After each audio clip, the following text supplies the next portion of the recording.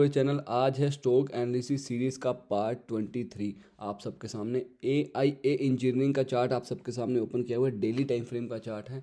जैसा कि आप सबको पता है, हमने स्टॉक एनालिसिस सीरीज की शुरुआत की हुई है, जिसमें हम डेली एक नए स्टॉक की एनालिसिस आप सबके सामने लाते हैं डिफरेंट टाइम फ्रेम पे, और उसमें क्या पैटर्न बन रहा है, किस तरीके से आप उस स्टॉक को एनालिसिस कर सकते हो, समझ सकते हो, एजुकेट हो सकते हो।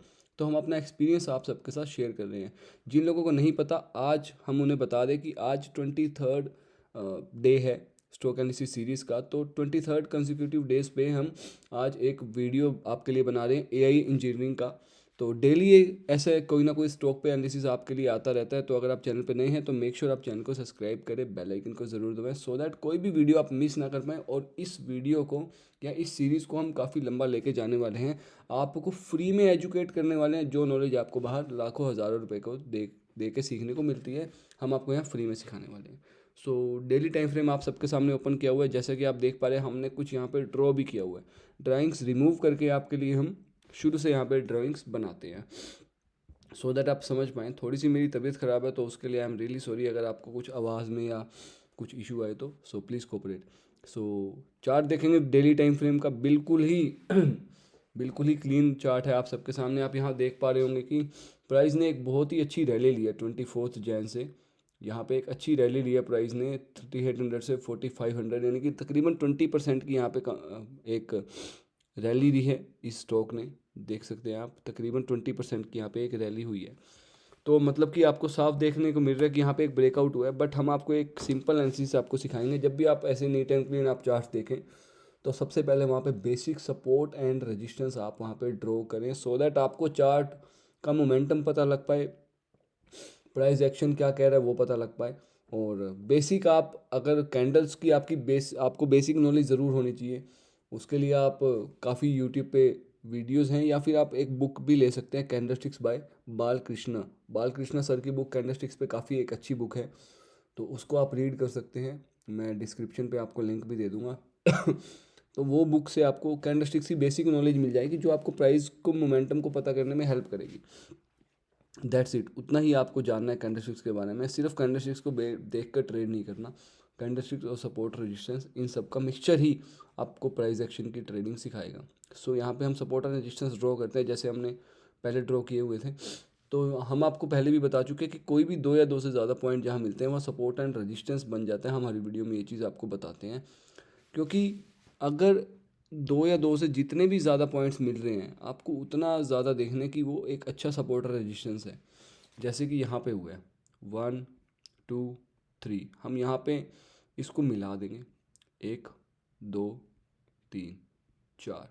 आप ध्यान से देखेंगे ये एक रेजिस्टेंस था 1 2 3, जिसको 3 बार 4 बार, फिफ्थ टाइम जब टेस्ट किया तो ये ब्रेकआउट हो गया। क्योंकि जितनी ज़्यादा बार उस रेजिस्टेंस को टेस्ट किया जाएगा, उतना वो वीक होता जाएगा। ध्यान से समझना इस बात को।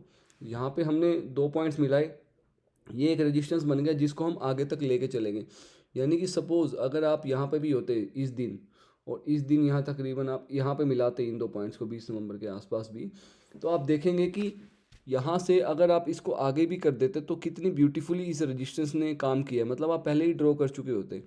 और आज भी ये रेजिस्टेंस जब ऊपर ब्रेकआउट हुआ विद गुड वॉल्यूम, आप देखेंगे नीचे अच्छी वॉल्यूम है, ऊपर ब्रेकआउट हुआ, एक अच्छी रैली यहाँ देखने को मिली, उसके बाद यहाँ पे एक सपोर्ट लिया उसने। अब यहाँ पे आज का दिन लाइव मार्केट है, 13 फरवरी 12:30 के आसपास का समय है, और यहाँ पे एक सपोर्ट ले रहा है प्राइस। अब देखेंगे कितनी अच्छी एक विग आई है ना, कितनी अच्छी एक विग आई है। सिंपल एनालिसिस यहाँ पे काम करता है, कैसे सपोर्ट बना ये रजिस्टेंस प्राइस इसको रीटेस्ट करने आया और एक अच्छा यहाँ पे सपोर्ट ले रहा है। तो अब हम यहाँ पे क्या एनालिसिस कर सकते हैं। पहले हम आपको अभी रजिस्टेंस बनाया जो अब सपोर्ट का एक्ट कर रहा है ये वाला। अभी हम आपको नीचे का भी एरिया दिखाते हैं। 1 2 3 4 5 6, देखो 5 6 टाइम यहाँ पे ये टेस्ट हुआ, ये एक सपोर्ट बन गया। 1 2 3 4 5 टाइम यहाँ पे टेस्ट हुआ, ये एक सपोर्ट का यहाँ पे काम कर रहा है। तो जैसे कि आप देखेंगे, ये तो यहाँ पे एक लेवल बिल्कुल एक कांस्टेंट लेवल था, मतलब कि ना ज़्यादा ऊपर था ना नीचे था, एक रेजिस्टेंस बिल्कुल हॉरिजॉन्टल फॉर्म में था, मतलब कि स्ट्रेट था। बट यहाँ पे प्राइस हाई लोअर हाइज बना रहे हैं, यानी कि प्राइस जो लो है वो ऊपर बनते जा रहे हैं, लो ऊपर बनते जा रहे हैं, यानी कि ये लोअर हाइज बन रहे हैं। लोअर हाइज का मतलब ये हुआ कि प्राइस एक अप ट्रेंड में है, जो ये लो हैं ये हाई पे बन रहे हैं, प्राइस एक अप ट्रेंड में है। यहाँ से आप ट्रेंड लाइन भी खींचेंगे तो आपको सिंपली दिख जाएगा। और इसको एक असेंडिंग ट्रायंगल हम बोलते हैं। असेंडिंग ट्रायंगल का most of the time breakout ऊपर की तरफ होता है, नीचे की तरफ भी होता है, वो डिपेंड करता है, आपको प्राइस एक्शन देखना पड़ेगा। कई बार ये होता है कि यहाँ पे प्राइस कंसोलिडेट कर रहा है और प्राइस नीचे की तरफ भी ब्रेक डाउन हो रहा है, और यहाँ पे इसका टारगेट होता है फिर यहाँ तक का। सो प्राइस यहाँ पे मोस्ट ऑफ द प्रोबेबिलिटी ये है कि प्राइस ऊपर की तरफ ब्रेकआउट होता है, और क्योंकि असेंडिंग ट्रायंगल है और प्राइस यहाँ से ऊपर की तरफ ब्रेकआउट हुआ, एज हम जैसे हमने पहले भी आपको असेंडिंग ट्रायंगल की वीडियो पे बताया है। अगर आपने पुरानी वीडियोस नहीं देखी है तो मैं आपको सीरीज़ का लिंक आई बटन पे दे दूंगा, जाके अभी देखें, बहुत अच्छी वीडियोस है, छोटी छोटी वीडियोस हैं, और आपको बहुत कुछ सीखने को मिलेगा। तो प्राइस ऊपर गया, यहाँ पे रीटेस्ट करने आया, रीटेस्ट करने के बाद एक अच्छी यहाँ पे रैली देखने को मिली, क्योंकि हम या तो कंसोलिडेशन का वेट करते हैं ब्रेकआउट होने के बाद, या एक रीटेस्ट का वेट करते हैं। तो इस कैंडल ने बड़ा अच्छा रीटेस्ट किया 30 जनवरी को, जैसे कि हम पुरानी वीडियोस में भी आपको एनालिसिस बताते हैं कि रीटेस्ट पे और कंसोलिडेशन का आपको वेट करना ब्रेकआउट या ब्रेक डाउन के बाद। तो यहाँ पे ब्रेकआउट हुआ, कंसोलिडेशन हुई, रीटेस्ट हुआ, प्राइस एक अच्छी रैली दिया। अब वापस फिर प्राइस एक रीटेस्ट पे आया है, जो रेजिस्टेंस था पुराना वो सपोर्ट का काम कर रहा है। तो जब भी आप किसी भी चार्ट को बनाए, सपोर्ट और रेजिस्टेंस ज़रूर ड्रॉ करें। जैसे कि अगर आपने यहाँ पहले ड्रॉ किया होता तो आपको इन 2 पॉइंट्स का पता होता कि प्राइस यहाँ से रेजिस्टेंस ले सकता है, या जब प्राइस यहाँ से रेजिस्टेंस ले रहा होता तो आपको प्राइस को एनालिसिस करने में आसानी होती कि यहाँ रेजिस्टेंस है, यहाँ सपोर्ट है, प्राइस इस रेंज में ही रैली देगा। बनने के बाद चीज़ें आसान लगती है, लेकिन जब आप लाइव मार्केट में इसको एनालिसिस करेंगे छोटे टाइम फ्रेम पे, 1 आवर पे, 4 आवर पे, या 1 डे पे, आपको अच्छे से समझ आएगा कि जब आप रजिस्टेंस और सपोर्ट बनाएंगे तो प्राइस उन्हीं के बीच में आपको अच्छे से एक दिखेगा, सो दैट आप समझ पाएंगे कि रजिस्टेंस से प्राइस रिजेक्ट हो रहा है, आप सपोर्ट की तरफ जा सकता है, जैसा कि यहाँ हुआ, जैसा कि यहाँ हुआ। तो अभी आप जब बनाएंगे, प्रैक्टिस करेंगे, आपको एक्सपीरियंस होगा, आपको कॉन्फिडेंस ज़रूर आएगा। अब प्राइस यहाँ पे एक सपोर्ट ले रहे हैं, सपोर्ट ले रहे हैं, तो प्राइस यहाँ से क्या कर सकते हैं? प्राइस यहाँ से मैं ये देख रहा हूँ कि प्राइस यहाँ से एक अच्छी वॉल्यूम दिखाए, जैसा कि अभी वॉल्यूम थोड़ी सी लो है, थोड़ी सी यहाँ तक की, एटलीस्ट इस एरिया तक की प्राइस वॉल्यूम दिखाए। अच्छी वॉल्यूम दिखाने के बाद एक यहाँ पे बुलिश कैंडल यहाँ पे बने, एक ग्रीन कैंडल बने तो ज़्यादा बेटर है।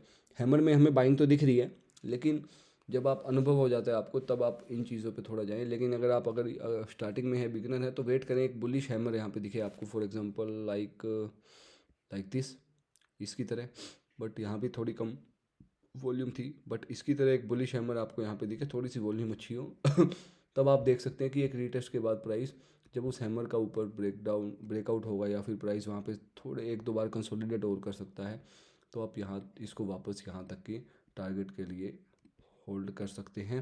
प्रोबेबिलिटी है कि ये यहाँ तक का जाएगा, 1:3 के आसपास का आपको यहाँ पे टारगेट देखने को मिलेगा। अगर ये बुलिश कैंडल यहाँ पे नहीं बनाता है और यहाँ पे 2-3 दिन कंसोलिडेट करता है, एक रेंज बनाता है, आपको दिखे कि उस रेंज का यहाँ पे फिर ब्रेकआउट होता है इस तरीके से, तब भी आप यहाँ पे एक देख सकते हैं कि आप कहीं ना कहीं इस ब्रेकआउट के ऊपर एंट्री करके, इस ब्रेकआउट वाली कैंडल के लो पे स्टॉप लॉस लगा के यहाँ तक के टारगेट के लिए आप इसको होल्ड कर सकते हैं। यहाँ तक का टारगेट क्योंकि यहाँ तक एक अच्छी सेलिंग आई थी, और इसलिए यहाँ पे सेलर्स हैं, तो ये एक अच्छा सप्लाई एरिया हो सकता है, तो यहाँ तक के टारगेट के लिए। और यहाँ पे अभी हम हैं फ़िलहाल, ये एक अच्छा डिमांड एरिया है। अगर यहाँ पे एक अच्छी कंसोलिडेशन होती है, तभी हम कंसोलिडेशन या अच्छा एक हैमर बनने के बाद, बुलिश हैमर बनने के बाद, या फिर कंसोलिडेशन होती है उसका ब्रेकआउट होने के बाद, जो ये कैंडल यहाँ पे बनती है ब्रेकआउट कैंडल, तभी हम यहाँ पे एंटर करेंगे। क्योंकि प्रोबेबिलिटी है कि, और विद द स्टॉप लॉस है ना, स्टॉप लॉस प्रॉपर, अगर आप यहाँ पे कैंडल का हाई देख रहे हैं तो इसके नीचे का स्टॉप लॉस इस सपोर्ट एरिया आगे, और इसका ब्रेकआउट कंसोलिडेशन के बाद ब्रेकआउट वाली कैंडल देख रहे हैं तो कैंडल के लो का स्टॉप लॉस, ज़्यादा बड़ा स्टॉप लॉस नहीं करेंगे, ठीक है।